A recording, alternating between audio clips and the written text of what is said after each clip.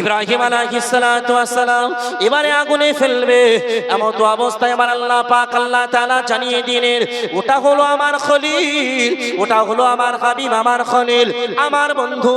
আমরা সবাই জানি ইব্রাহিম আলাইহিস সালাতু ওয়াস সালাম জাতির জনক, জাতির পিতা, তিনি হলেন আল্লাহ পার মূল। আমি তার প্রেমে মশগুল, তিনি এমন একটি ফুল যার নাই যে কোনো তো। চাঁদের আলো হার মানিল প্রিয় নবীর মুখ দেখে, সিতারা আলোকিত নবীর পায়ের ধুল মেখে। সুবহানাল্লাহ, জোরে বলেন। চাঁদের আলো হার মানিল প্রিয় নবীর মুখ দেখে, সিতারা আলোকিত নবীর পায়ের ধুল মেখে। তিনি খোদার পিয়ারা পেলে তার জিয়ারা, তিনি খোদার পিয়ারা পেলে তার জিয়ারা, ধন্য হবে জীবনের একুল আর কুল। আমি তার প্রেমে মশগুল, তিনি এমন একটি ফুল যার নাই যে কোনো তুল। বদর উহুদ খন্দক আজ কাঁদে নবীর বিরহে। সুবহানাল্লাহ, জোরে বলেন, আর একটু জোরে বলেন। বদর উহুদ খন্দক আজ কাঁদে নবীর বিরহে, উস্তনে খান্নানা প্রিয় নবীজির দিদার চাহে। সুবহানাল্লাহ, জোরে বলেন। সাল্লু আলাল মুস্তাফা, এ পাপীর তিনি কাফা, সাল্লু আলাল মুস্তাফা, এ পাপীর তিনি কাফা, যার প্রেমেতে মাতোয়ারা কায়নাত কুল। আমি তার প্রেমে মশগুল, তিনি এমন একটি ফুল যার নাই যে কোনো তুল। সুবহানাল্লাহ, জোরে বলেন, আর একটু বলুন সুবহানাল্লাহ। ওই নবী কিন্তু মারা দূরের কথা, নবী ইব্রাহিম আলাইহিস সালাতু ওয়াস সালাম মারার জন্য এবারে লোক লস্কর ফিট করলো। ও আমার মুসলমানেরা, ওই সময় ইব্রাহিম আলাইহিস সালাতু ওয়াস সালামকে মারবে। ও আমার মুসলমানেরা, চরক তৈরি করবে কি করে? ইবলিস শয়তান সাধু বেশে চলে গেল। ইবলিস শয়তান সাধু বেশে এবারে নমরুদের কাছে গিয়ে বলল, এ নমরুদ, এ খোদা, তুমি শোনো না, শোনো, এই ইব্রাহিমকে মারার জন্য তোমাকে প্রজ্বলিত আগুন তৈরি করতে হবে। ওর তার পরামর্শতে অনেক গভীর এমন করে মাটি খুললো, গভীর করলো, এমন করে গভীর করার পরে, এমন গর্ত করার পরে অনেক কাঠ নিয়ে আসলো, মন কাঠ তৈরি কাঠ নিয়ে আসা হলো। এবারে তেল নিয়ে আসা হলো, তেল ঢালা হলো। ওই সময়তে দেখা গেল ইবলিস শয়তান আবারও পরামর্শ দেয়, চরক তৈরি করো, চরক করে ফেলতে হবে। জানি না, এখানে একটা বিষয় আছে, শোনেন। চরক তৈরি করার জন্য ইবলিস শয়তান পরামর্শ দিয়ে যখন ইব্রাহিম আলাইহিস সালাতু ওয়াস সালামকে আগুনে ফেলার জন্য তারা প্রস্তুত, আল্লাহ পাক আল্লাহ তাআলা ফেরেশতাদের পাঠিয়ে দিলেন, যাও ফেরেশতারা আমার খলিলকে আগুনে যেন না ফেলে। জোরে বলেন। ৭০,০০০ ফেরেশতা চরক ধরে আছে, ওদের ফেলার ক্ষমতা আছে? যখনই তারা চরক ঘোরাতে পারে না, ওই সময় ইবলিস শয়তান আবারও আসলো। আবার এসে তারা লক্ষ্য করে বলল, এ নমরুদ, না, এমন করে তুমি একদিন দুদিন সারা বছর যদি ট্রাই করো না তাদেরকে, তুমি ইব্রাহিমকে আগুনে ফেলতে পারবে না। আগুনে ফেলার জন্য তোমাকে এক কাজ করতে হবে। আল্লাহর প্রদত্ত ফেরেশতারা আছে এখানে, ৪০ জন পুরুষ, ৪০ জন রমণী নারী, তাদেরকে উলঙ্গ অবস্থায় এইখানে অপকর্ম করাতে হবে। কি বললেন? এখানে অপকর্ম করা ৪০ জন পুরুষ আর ৪০ জন নারী। কি হবে? যখনই তারা অপকর্ম করবে তখন ওই ফেরেশতাগুলো পালাবে, তখনই ফেলে দেবে। ইবলিসের চিন্তা ভাবনা দেখেছেন? এবারে বলুন, যেখানে উলঙ্গ অবস্থায় নারী পুরুষ থাকে ওইখানে আল্লাহর রহমতের ফেরেশতারা প্রবেশ করে। আমাদের ঘরের নারীরা যদি তাদের শরীরগুলো আব্র, তাদের যদি শরীরগুলো না ঢাকে, মাথার কাপড় নেই, বুকে কাপড় নেই, বাড়িতে নাই, রাস্তায় খুঁজে পাবেন না। ঠিক না বে ঠিক? ওই আপনার মেলা হচ্ছে না কি, গদাধর মেলা, ও আল্লাহ, শুধু ওই না, জলসায় কি দেখেন এমন এমন নারী, এমন এমন নারী। আমরা তো ঠান্ডার জন্য মুড়িয়ে বসে আছি, আমার তো 3টে আছে, আর দেখেন এমন নারী ঘুরছে তার গায়ে শুধু পাতলা জামা, যেন ফ্যাশন শো করতেছে। তাদের গায়ে মোটা পোশাক নেই, পাতলা পোশাক, তাদের ঠান্ডা লাগে না, মনে হচ্ছে ফ্যাশন শো এসেছে, বেপরদায় ঘুরে বেড়াচ্ছে। আমি বলবো তারা দায়ুস, তাদের ঠিকানা, তাদের পিতামাতা যদি তাদেরকে না বলে, তাদেরকে না শুধরানোর জন্য তাগিদ নাই, সেই পিতামাতাও হলো দায়ুস, তারা সহ জাহান্নামে যাবে। যদি আমাদের ঘরের মেয়েরা বউরা যদি এমন এমন ন্যাংটা অবস্থায় থাকে, তাহলে আমাদের ঘরের রহমতি ফেরেশতা কি করে থাকবে? শুধু হুজুরের কাছে কি বললে, হুজুর তাবিজ দেন, বাড়ি রহমত নেই, বরকত নেই, এত ইনকাম করি টাকা থাকে না কেন? রহমত বরকত নিয়ে আসার জন্য সেই পাত্র তৈরি করতে হয়, ঠিক না বেঠিক? ও আমার মুসলমানেরা, যখনই এমন কথা বলল, 40 জন নারী 40 জন পুরুষ নিয়ে অবকর্ম করার জন্য আনা হলো। আল্লাহ পাকের ফেরেশতারা তারা চলে গেল, তারা থাকতে পারল না, থাকতে না পেরে যখনই চলে গিয়েছে, ওই সময় ইব্রাহিম আলাইহিস সালাতু ওয়াস সালামকে চড়ক ঘোরাচ্ছে। ওই সময় আল্লাহ পাকের ফেরেশতা জিবরাইল আলাইহিস সালাতু ওয়াস সালাম আল্লাহর কাছে কাকুতি মিনতি করে, সমস্ত ফেরেশতারা কাকুতি মিনতি করে। ওই সময় জিবরাইল আলাইহিস সালাতু ওয়াস সালাম আল্লাহ পাকের নবী, আল্লাহ পাকের খলিল ইব্রাহিম আলাইহিস সালাতু ওয়াস সালামকে লক্ষ্য করে বললেন, ও নবী ইব্রাহিম, আপনি বলুন না, বলুন, আপনি যদি বলেন এই নমরুদের সমস্ত আগুন আমার ডানা দিয়ে আমি সব সমুদ্রে ফেলে দেব, আপনি যদি একবার অনুমতি দেন। ওই সময় হযরত ইব্রাহিম আলাইহিস সালাতু ওয়াস সালাম ওই জিবরাইল আলাইহিস সালাতু ওয়াস সালামকে লক্ষ্য করে বললেন, ও জিবরাইল, একটু বলো না, বলো, আমার আল্লাহ কি তোমাকে বলেছে? এই কথা কি আল্লাহ বলেছে? বলেন না, আমি বলছি। বলে আল্লাহর খলিল আমি, আমার আল্লাহ আমাকে হেফাজত করবে। আল্লাহ যদি আমাকে এই নমরুদের আগুনে পোড়াতে চাইতো পুড়বো, আল্লাহ যদি বাঁচাইতো বাঁচাবো। জোরে বলে ফাইজা যাআজালুহুম লা ইস্তাখিরুনা সাআতাও ওয়া লা ইস্তাকদিমুন, মৃত্যু 1 সেকেন্ড আগেও হবে না, পরেও হবে না, নির্দিষ্ট টাইমে হবেই হবে, ঠিক না ফেটি? তিনি এই কথা বললেন, তিনি বললেন আমার দরকার নেই, আপনি চলে যান, ফেরেশতারা চলে যান। আল্লাহ বললেন, সমস্ত ফেরেশতারা হাউমাউ করে আল্লাহর কাছে বলছেন, আল্লাহ আপনার খলিলকে ওরা শেষ করে দেবে, আল্লাহ আপনি হেফাজত করুন, আল্লাহ হেফাজত করুন। ইব্রাহিম আলাইহিস সালাতু ওয়াস সালাম এবারে আগুনে ফেলবে, এমন তো অবস্থায় আমার আল্লাহ পাক আল্লাহ তাআলা জানিয়ে দিলেন, ওটা হলো আমার খলিল, ওটা হলো আমার হাবিব, আমার খলিল, আমার বন্ধু। আমরা সবাই জানি ইব্রাহিম আলাইহিস সালাতু ওয়াস সালাম জাতির জনক, জাতির পিতা।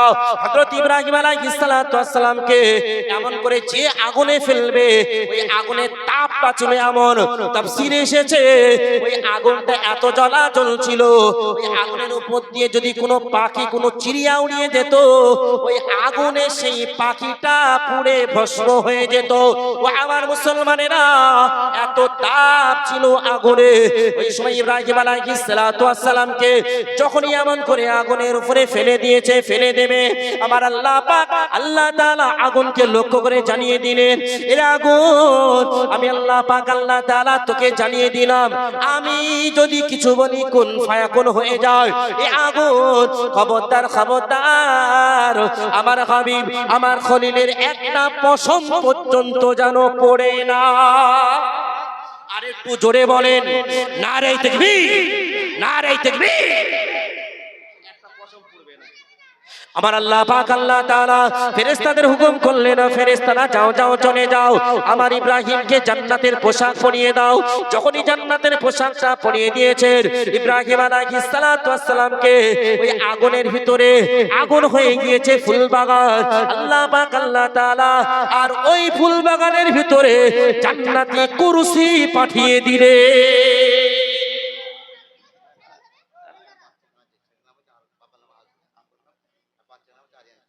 আরিয়ান খা, বাপের নাম আজগার, আরজ খা, আরিয়ান খা ছেলের নাম। ভালো করে দেখেন মা বোনেরা, বা যাদের বাচ্চা হারিয়ে গেছে দেখেন, তাহলে অবস্থা খারাপ। এমন যেন করবেন না ছটা বাচ্চাটা যায় যায় যে গিয়ে স্যার এত নাম তো থাক, ও তিনটে থাকলো বাদ হচ্ছে নাকি, চারটে থাকলো বাদ হচ্ছে। যে দেখবেন বাচ্চাগুলো এভাবে ছাড়িয়ে দেবেন না, কখন কোন সময়। এখন অবস্থা খুব খারাপ এই পৃথিবীর জমিনে, এই পৃথিবীতে এতটা এতটা মানুষ হিংস্র হয়ে গিয়েছে। শুধু দেখেন, শুধু বাচ্চা বাচ্চা লাশ পাওয়া যাচ্ছে, ঠিক না বেঠিক? মুর্শিদাবাদ একের পর এক একটা বাচ্চার লাশ দেখা যাচ্ছে। কি শত্রুতা আছে! এজন্য বাচ্চাদেরকে দেখে শুনে রাখবেন, প্রত্যেক বাচ্চাদেরকে বলছি। ও আমার মুসলমানেরা, ও আমার জওয়ানেরা, যুবকেরা, মুরব্বিয়ানগণেরা, আমি আপনাদেরকে জানিয়ে দিয়ে যাই, আল্লাহ পাক আল্লাহ তাআলা ইব্রাহিম আলাইহিস সালাতু ওয়াস সালামকে আগুনের মধ্যে যখনই ফেলে দিয়েছে, আগুনের ভিতরে ফেলে দেওয়ার পরে ইব্রাহিম আলাইহিস সালাতু ওয়াস সালামের হাতে এবারে বাঁধন ছিল।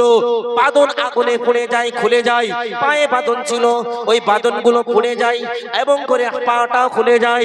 আমি আপনাদেরকে জানিয়ে দিয়ে যাই, যখনই এমন হলো, এবারে নমরুদরা দূর থেকে দেখতে পায় যে ইব্রাহিমকে আগুনের ভিতরে ফেললাম, যে ইব্রাহিমকে আগুন বলে ফেললাম, ওই ইব্রাহিমকে দেখা যায় সে ফুল বাগানে কুরসির উপরে বসে রয়েছে। আর একটু জোরে বলুন না সুবহানাল্লাহ। ও আমার মুসলমানেরা, ওই সময় দেখা গেল ওই নমরুদের লোকজনেরা বড় বড় পাথর নিল, পাথরগুলো নিয়ে আসলো ইব্রাহিম আলাইহিস সালাতু ওয়াস সালামকে ছুঁড়ে মারার জন্য। যখনই পাথরগুলো ছুঁড়ে মেরেছে, মারার সঙ্গে সঙ্গে আমার আল্লাহ পাক আল্লাহ তাআলা ওই পাথরগুলোকে লক্ষ্য করে জানিয়ে দিলেন, ওরে পাথর, আমার নবীর গায়ে স্পর্শ হবি না। আমি তোকে জানিয়ে দিলাম, তুই উপরে এমন অবস্থায় তোকে ছুঁড়েছে, তুই যে উপরে যেভাবে ভেসে ভেসে আছিস ওইভাবেই তুই থেকে যা। আর একটু জোরে বলেন। শুধু তাই নয়, আল্লাহর হুকুমে হযরত ইব্রাহিম আলাইহিস সালাতু ওয়াস সালামের উপরে যারা পাথর ছুঁড়ে মারছিল, পাথরগুলো উপরে এমন করে শূন্য অবস্থায় ভাসতে লাগলো। আমাদের নবী জনাবে মুহাম্মদুর রাসূলুল্লাহ সাল্লাল্লাহু আলাইহি ওয়াসাল্লামকে মারার জন্য পাথর ছুঁড়েছিল না ছড়েনি? ছুঁড়েছিল। আল্লাহ পাকের নবী আমার বললেন, এ পাথর, আমি তোকে বলছি, এই পাথর যদি আল্লাহর হুকুমে তুই পড়িস তবে আমার গায়ে পড়বি, আর তোকে যদি কোনো কাফের ফেলে তাহলে আল্লাহর হুকুমে যেখানে আছিস ওইখানেই দাঁড়িয়ে যা। জোরে বলেন। ও আমার মুসলমানেরা, আল্লাহ পাকের নবীর আঙ্গুলের ইশারাতে ওই পাথর আজও পর্যন্ত শূন্য অবস্থায় দাঁড়িয়ে রয়েছে। আল্লাহর নবী, তিনি তো রাসূল, আজও পর্যন্ত আজমিরের জমিনে যান, আজমির শরীফে যারা গিয়েছেন এখনো পর্যন্ত জলজান্ত প্রমাণ রয়েছে। আজমির শরীফে তারাগড় পাহাড়ে এমন করে, শুধু তাই নয়, যখন খাজা মাইনুদ্দিন চিশতি সঞ্জানী রহমাতুল্লাহ আলাইহিকে মারার জন্য পৃথ্বীরাজ এমন করে জাদুকর যখন পাথর ছুঁড়েছিল, ওই পাথর আজও পর্যন্ত শূন্য অবস্থায় আছে। জোরে বলেন, আরেকটু জোরে বলেন। ও মুসলমানেরা, আমি আবারও একটু আপনাদেরকে জানিয়ে দিয়ে যাই, উহুদের ময়দানে, উহুদের প্রান্তরে আল্লাহ পাকের নবী আমার ওই পাহাড়ের গায়ে হাত রেখেছিলেন, হাত, আর হাত রাখার সঙ্গে সঙ্গে পাহাড় দেখলো আমি তো শক্ত, পাথর তো আমি তো শক্ত, আমার নবীর হাতে হয়তো কষ্ট হতে পারে, তাই পাহাড়গুলো আল্লাহ পাক আল্লাহ তাআলা তুলোর মতো নরম বানিয়ে দিয়েছিলেন। শুধু তাই নয়, আমার আল্লাহ পাক আল্লাহ তাআলা নবী আমার যেইখানে হাত রেখেছিলেন আজও পর্যন্ত নবীর ছোঁয়ায় সেইখান থেকে মিশকে আম্বারের মতো সেন্ট বার হয়। আমাদের নবী, আমাদের রাসূল, পৃথিবী কোন রাজা, কোন প্রজা, কোন ব্যক্তি কুরসি বসে আছে যে ব্যক্তিটা হাওয়া পরিচালনা করবে? কোন বাদশার ক্ষমতা আছে? আল্লাহ পৃথিবীর জমিনে এমন বাদশা, এমন নবী পাঠিয়েছেন, হাওয়াকে অধীনস্থ করেছিলেন। জোরে বলে। আজও পর্যন্ত ইঞ্জিনে তেল না দিলে, কোনো মোটর না থাকলে গাড়ি চলে না। আমার নবী, আমার আল্লাহ, আমাদের নবী রাসূলদের পর্যন্ত বিনা ইঞ্জিনে বিনা তিলে তেলে গোটা পৃথিবী ভ্রমণ করিয়েছেন। জোরে বলেন, আর একটু জোরে বলেন। আমাদের নবী আরে পৃথিবী রাজা প্রজা এত ছোটখাটো, যারা বড় বড় রাজা ছিলেন, আল্লাহর নেককার বান্দা ছিলেন, পৃথিবীর রাজত্ব করেছেন, কিন্তু তারা কোনোদিন অহংকার, তাকাব্বুরি, ফখর, আমিত্ব করেনি, কারোর হক মেরে খায়নি। ঠিক না বেঠিক? ঠিক না বেঠিক? ও আমার মুসলমানেরা, শুধু তাই নয়, যখনই এমন কথা বলল, ইব্রাহিমকে পোড়ানো গেল না, কি ব্যাপার তারা পাথর চললো, ইব্রাহিম আলাইহিস সালাতু ওয়াস সালামকে তারা কিছুই করতে পারলো না। নমরুদ এবারে ডাকলো, এক কাজ কর, ইব্রাহিমকে ডাক। ইব্রাহিম ডেকে বলছেন যে ঠিক আছে, আমি তোমার আল্লাহকে মেনে নেবো, সব মেনে নেবো, তোমার যে জাদুকর, তুমি যে জাদুগুলো শিখেছো এইগুলো যেন সব আমার হয়। ইব্রাহিম বললেন, এ সহজ নয়, আল্লাহ যা পাঠাবেন সেই হবে। জোরে বলেন, তাহলে সব মেনে নেবো, এগুলো দিতে হবে, সহজ। ও বলল, তোমার আল্লাহকে বলো আমি উট ভেড়া যা কিছু আছে হাজার হাজার সব তোমার আল্লাহর রাস্তায় কুরবানি করে সব দান করে দেবো। বলছে আল্লাহ কারোর কাছ থেকে ঘুষ নেয় না। জোরে বলেন। নমরুদ আল্লাহকে ঘুষ দিতে গিয়েছে, সম্ভব? ফিরাউনও বলেছিল নবী মুসাকে, তোমার আল্লাহকে বলো তোমার হাতের যে লাঠি ওই সাপ হচ্ছে, আমারও যেন এমন কিছু একটা দেয়, আমি তোমার আল্লাহকে মানবো, আমিও তোমার আল্লাহর রাস্তায় এমন এমন জিনিস দান করব। ফিরাউনকে নবী মুসা বললেন, তোমার আল্লাহ রিশওয়াত নেয় না, তবে তোমার মতো কাফের জালেম আল্লাহকে আল্লাহ বলে স্বীকার না করলেও আল্লাহর কোনো যায় আসে না। জোরে বলেন, আর একটু জোরে বলে। ও আমার মুসলমানেরা, শুধু তাই নয়, আমার আল্লাহ পাক আল্লাহ তাআলা নবী ইব্রাহিম আলাইহিস সালাতু ওয়াস সালামকে আগুন থেকে রক্ষা করলেন।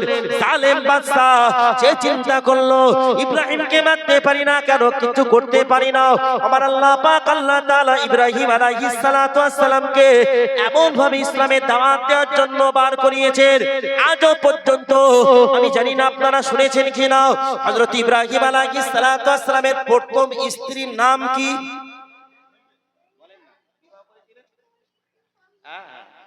সায়রা, তাই তো? তিনি এই ইতিহাস, বড় ইতিহাস আছে। আল্লাহর নবী হযরত ইব্রাহিম আলাইহিস সালাতু ওয়াস সালাম তিনি ইসলামের দাওয়াত দেওয়ার জন্য বার হচ্ছেন। ফিলিস্তিনে ইব্রাহিম সাল্লাম গেলেন, ওই বাইতুল মুকাদ্দাসের আশপাশের জমিগুলো আল্লাহ পাক আল্লাহ তাআলা নবী ইব্রাহিমকে বললেন, ও নবী ইব্রাহিম, আপনি এখান থেকে যতদূর আপনার নজর যায় ততদূর নজর যাবে, আমি ওই জমিনগুলোকে আপনার জন্য বরকতময় বানিয়ে দেব। জোরে বলেন।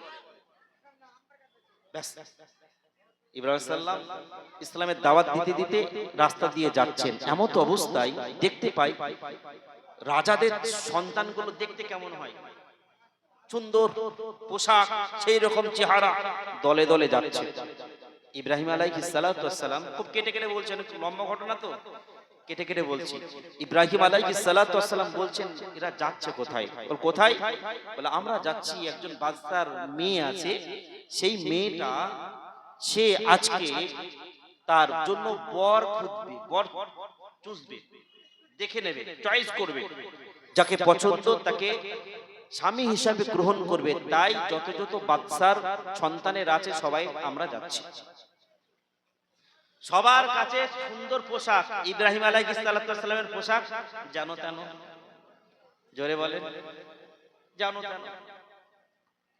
ও আমার মুসলমানেরা, যখনই এমন কথা শুনলো, ইব্রাহিম আলাইহিস সালাতু ওয়াস সালামের কিছু লোক লস্কর সঙ্গে ছিল, যখনই এমন কথা শুনলো তাদের সঙ্গে পিছু নিলেন। ও আমার মুসলমানেরা, পিছু নিতে নিতে ওই রাজার বাড়িতে চলে গেলেন। ওই রাজার বাড়িতে যাওয়ার পরে এবারে তিনি এমন করে সমস্ত রাজার সন্তানেরা তারা সিংহাসনে বসে বসে বসে বসে রয়েছে। ওই সময়তে রাজার মেয়ে তিনি চয়েস করবে কার নসিবে জুটবে, কে জুটবে। আর ইব্রাহিম আলাইহিস সালাতু ওয়াস সালাম তিনি জানো শানো পোশাক পরে রাস্তা তিনি সাইডে একটু দাঁড়িয়ে রয়েছে। ও আমার মুসলমানেরা, ওই সময়তে বাদশার কন্যা কি করলে, বাদশার কন্যার হাতে রয়েছে একটা মালা, বড় বড় মালা রয়েছে। ওই মালাটা নিয়ে এবারে চয়েস করবে না না না, একটা দুটো তিনটে এমন করে চয়েস করতে করতে আসছে। আর সঙ্গে একটা মহিলা আছে, তিনি পরিচয়গুলো জানিয়ে দিচ্ছেন, বলছেন এটা অমুক অমুক দেশের রাজার ছেলে, এই পরিচয়গুলো দিচ্ছে। ও আমার মুসলমানেরা, এমন করে পরিচয় দিতে দিতে গিয়ে কোনোটাকে মানা পড়ালেন না। আর হযরত ইব্রাহিম আলাইহিস সালাতু ওয়াস সালাম একটা পাশেই তিনি দাঁড়িয়ে রয়েছেন। ওই সময়তে ওই রাজার কন্যা চলে গেলেন, রাজার কন্যা ওই পাশে চলে গেলেন, গিয়ে কিছু না বলে ওই সময় দেখা গেল ছিন্ন ছিন্ন পোশাক পরে হযরতে ইব্রাহিম আলাইহিস সালাতু ওয়াস সালাম দাঁড়িয়ে রয়েছে, তার গলায় মালাটা পরিয়ে দিয়েছেন। জোরে বলেন, আর একটু জোরে বলেন, নারে তাকবীর, নারে তাকবীর। সিলসিলায়ে মুজাদ্দিদুস জামান, সিলসিলায়ে মুজাদ্দিদুস জামান, নারে তাকবীর। জনাব হাফেজ হযরত মাওলানা খয়রুজ্জামান সাহেব, হযরত মাওলানা খয়রুজ্জামান সাহেব, নারে তাকবীর। একটু তাকবীর জোরে দেন না, না এলাকা জামাই বলে নাকি, একটু জোরে দেন না, নারে তাকবীর, নারে তাকবীর। জি বাপ, যা আলোচনা করলাম আমার খুব কাছের মহব্বত ভালোবাসার মানুষ, না আর হবে না, বিয়াদবি হয়ে যাবে, বিয়াদবি হয়ে যাবে, লম্বা ঘটনা ইনশাআল্লাহ, আল্লাহ চাইলে আবার হবে। আমাদের অনেক সিনিয়র, খুব কাছের মহব্বতের মানুষ। আমি দক্ষিণ 24 পরগনা এলাকায় গেলে আমি ভাইয়ের বাড়িতে যাতায়াত করি, তিনি আমাদের অনেক সিনিয়র ওয়াজের জগতে। আমার বাড়ি তো নেলুয়াতে, আমার বাড়ি নেলুয়ায়, আমার নাম জাহিদুল ইসলাম, আপনারা অনেকে চেনেন। আমার নদিয়ায় বাড়ি, ভাইয়ের বাড়ি 24 পরগনা। তিনি আমাদের মেহমান, মেহমানকে বসিয়ে নসিহত করাটা মোটেই ঠিক হবে না। এজন্য যা আলোচনা করলাম ইনশাআল্লাহ আল্লাহ চাইলে আবার হবে। আর আমি তো কি ঘরের মুরগি ডাল বারাবার, যখন ইচ্ছা জামাই আসলে জয় করে দেবেন, ঠিক আছে, অসুবিধা নেই, ডাকলেই পাবেন, আসবো, অসুবিধা নেই। আল্লাহ পাক আল্লাহ তাআলা আপনাদের দোয়া নেওয়ার জন্য যতটা আলোচনা করলাম, যদি ভুল ত্রুটি হয়ে থাকে সকলে মাফ করবেন, না করবেন না, করবেন তো ইনশাআল্লাহ। একটু তাকবীর